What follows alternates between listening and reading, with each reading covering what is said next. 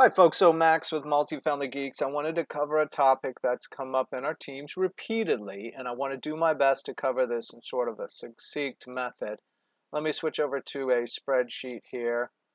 How does syndication work? Syndication is where a group of investors pool their money to buy a large asset, and they want to make money as investors off the asset. And what we do is multifamily. So, syndication with a multifamily property is a group of investors pool their money, buy a large property. We like 200 to 300 units.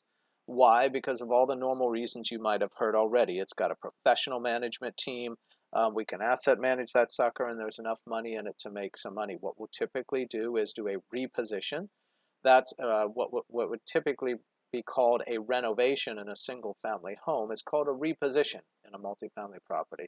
So imagine buying a 200 to 300 unit multifamily property over a 3 to 5 year hold period, fixing up units, renting them out again at higher rents, changing the NOI, and now being able to sell that property for more money and pay back the investors who not only the principal they put into the property, but a return on their money. And of course, we like to see 10 to 20%. That's a wonderful number. This is not specific. It has to be specific to the property and the underwriting, which we do.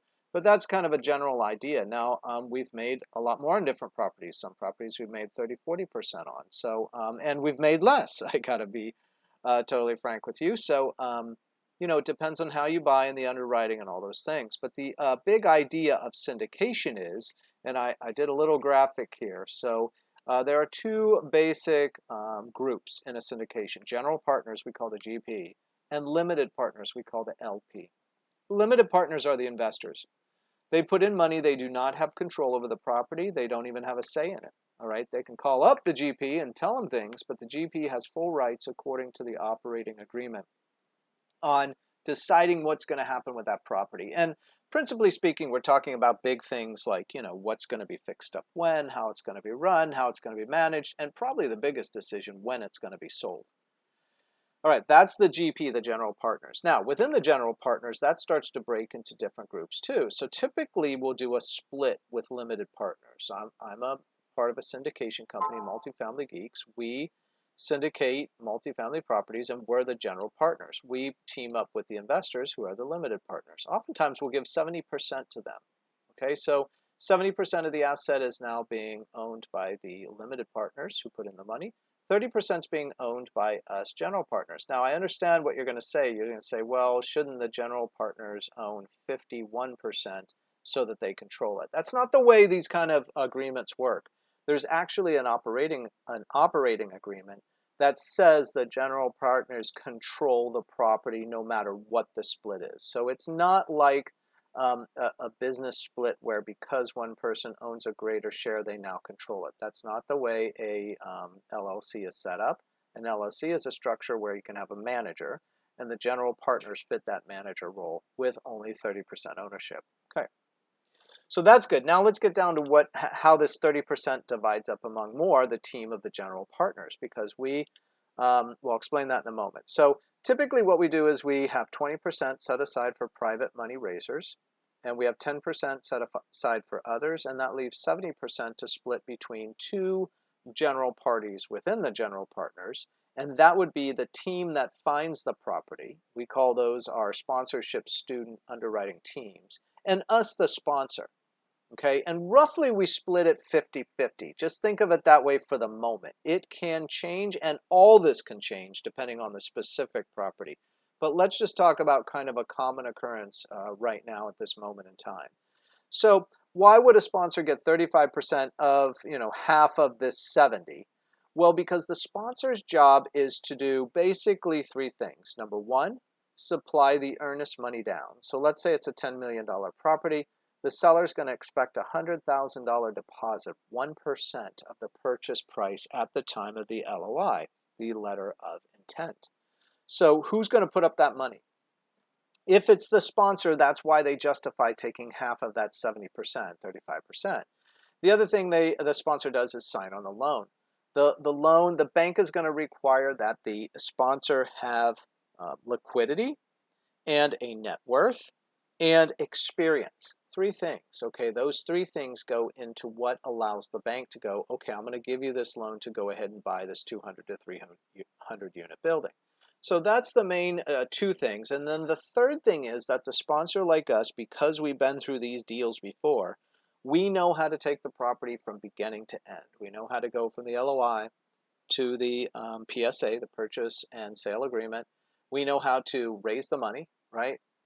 Buy the property, execute the value adds, and then when it's time, sell the property. They call that disposition, right? And that's when our investors get paid, and sometimes they get paid along the way. But in general, that's when it ends, and that's when the project's over, and that's what our plan would be from the beginning. And that's why we underwrite, and we underwrite in teams, all right? So 35% of that 70%, half of it would go to the finding team, and I might call them an underwriting team or a sponsorship student team.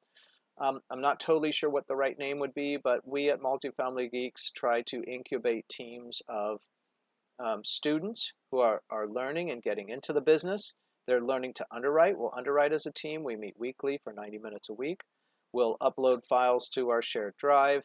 We'll then meet weekly and talk about each property. If it justifies it, we're ready. We'll go ahead with an LOI. We'll send that in. And then if we win that, we'll go ahead and produce the PSA with a document that fits that property. All right. So a lot of times we go for 5 people or less on our finding team. And in general, we've done 4 or 5 people. We like enough people to handle the workload, right? So if there's 5 people on the team and they're dividing 35%, right, then it's going to be 35% divided by 5 would be 7% each, all right? We don't like to bicker a lot with those teams. We don't want to kind of argue about that. We want them to be willing to go ahead and split it. Sometimes one individual on the team would be working more in one way on one project and sometimes less on another project. Team members are going to work differently. Some are going to call brokers. Some are going to underwrite. Some are going to maybe be boots on the ground. They're going to run out, actually fly out and see that property and tour it and take pictures and bring it back to the team, right? So there's different roles of the team members, but in general, this is the way it breaks down. Now, we like to ask, team members, do you think you can do all the work alone? And that's where we get into the 100 to 1, right? 100 to 1. And sometimes people will literally go 100 / 10 / 1. Will that stay there or that's going to change, right?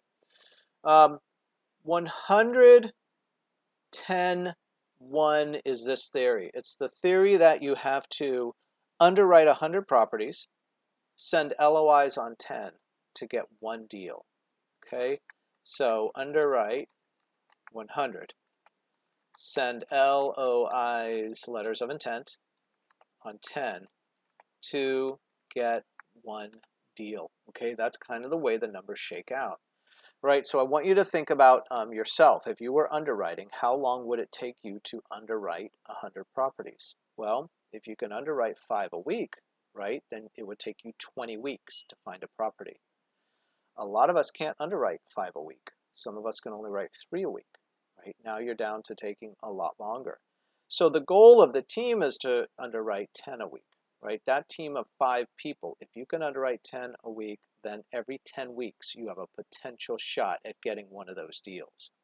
And then the other way to look at it is this.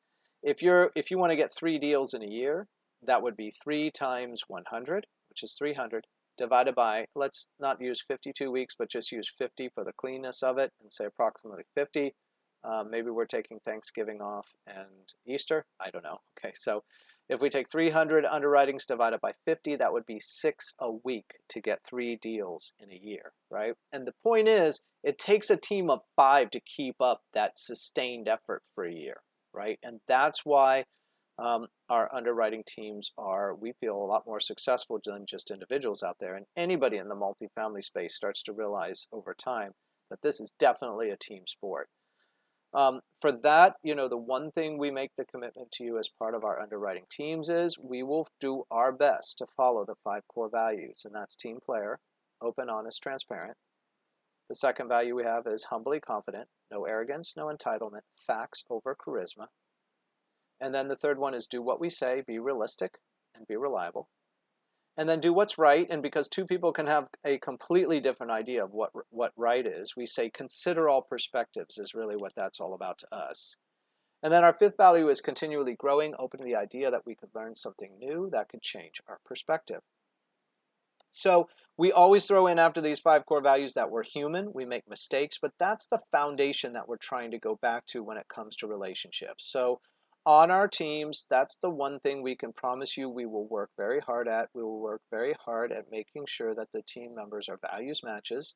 And if they're not, we don't have to be emotional over it. We can just have a frank discussion that if we're not a fit, we should not be engaged in business like this together. So that's what you're going to learn about multifamily. These are 5 to 7 year deals. It's like being married to somebody. Okay, so you want to make sure you're a values match first. Make sure that you can that this is the right team for you to go into a property on. Right. So with that, that's an explanation of the general partnership versus limited partnership and a breakdown of the GP of a deal in terms of the way we look at it with values match, sponsorship, student, underwriting teams. All right. Hope this helps.